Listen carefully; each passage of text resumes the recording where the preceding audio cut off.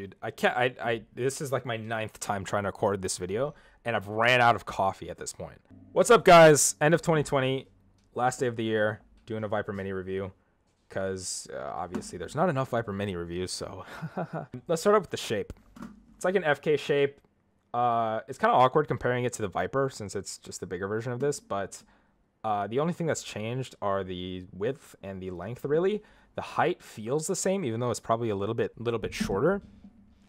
And it feels very nice. What I've heard from a lot of people, as well as experienced myself, is that you can convert from like claw to fingertip on like ease, just like on the fly, and it works so well for either one.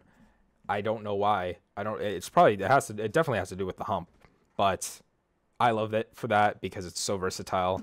The grip width, so good for a small mouse, really good for fingertip, really good for micro adjustments like this. Easy to pick up just because of the comfort grooves. Now the coating is what I have my biggest gripe with, is because it makes it feel kind of cheap because it wears down so easily. When you first get it, it feels like a textured ABS plastic, like a keycap kind of, but it wears down pretty easily, and I'm not sure if you can see it by the camera. It doesn't bother me that much. I just got used to it, but at first it did bother me for a few days. Not bad, but I just wish it was better because this is almost a perfect mice, and I have to nitpick like that. Now the clicks are V2 opticals, most of the ones that you'll get now, unless you get like an old ass fucking first batch one. V2 opticals, much improved over the V1 opticals. Not that satisfying, but obviously they're consistent because they're optical switches.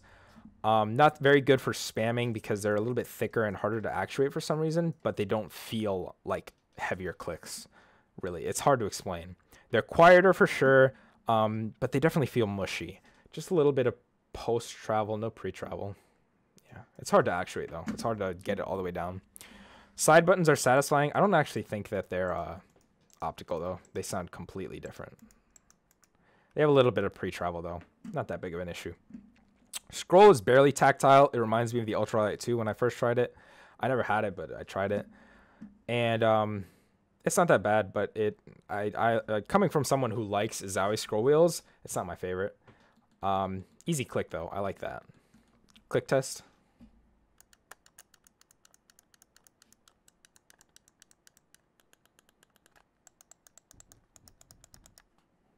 All right, so the built fucking amazingly. I love the build of this thing. It feels like a G203, just a lot less heavy.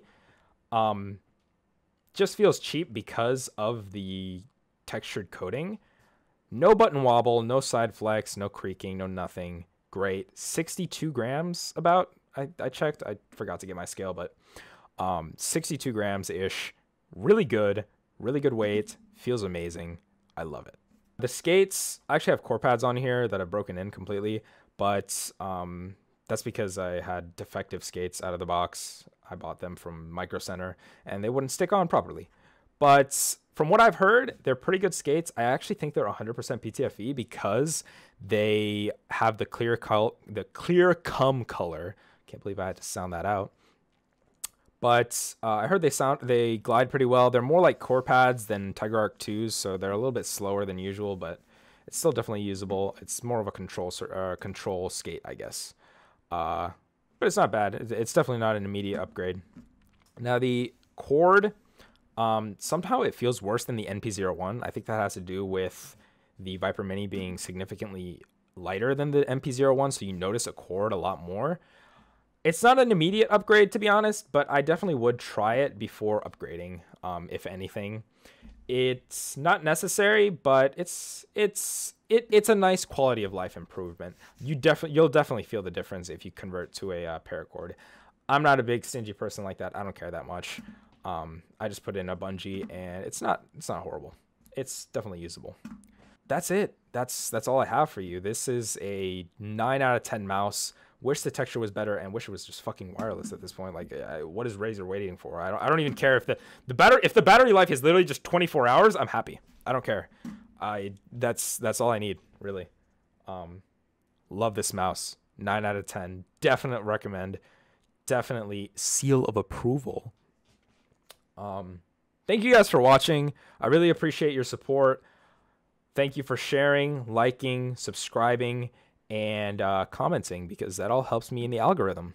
So thanks for watching. Bye-bye.